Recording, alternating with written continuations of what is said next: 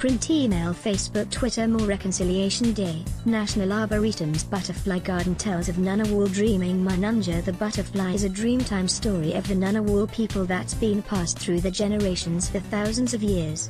The story is now being told to the wider community through a beautiful garden at Canberra's National Arboretum.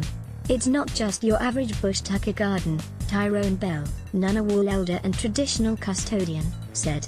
It's an educational tool for the wider community about Aboriginal culture, especially local Ngunawal culture.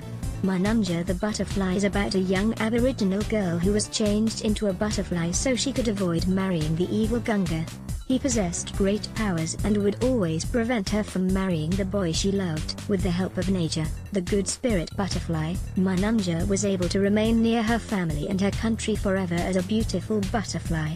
The story, as told by Mr. Bell's father and Ngunawal elder Don Bell, has been captured in the butterfly-shaped indigenous garden.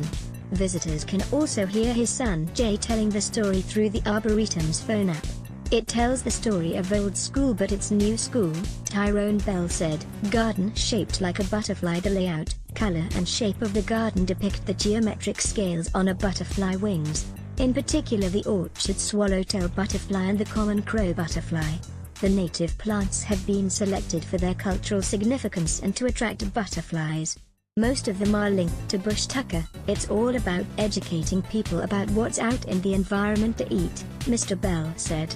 People need to understand too that we've been doing this for 60,000 years plus and we still continue it today.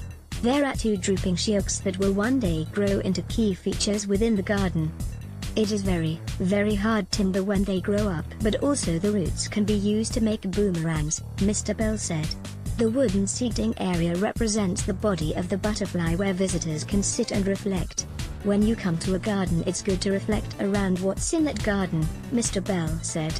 It's like us as Aboriginal people, when we go to certain places to do with sites. It's all about sitting down and reflecting and connecting with the spirits. Garden an example of reconciliation when the Arboretum called for tenders for its Gallery of Gardens mosaic. Mr. Bell worked with designers Charlie Solomon and Jim Fogarty to put forward the butterfly garden proposal.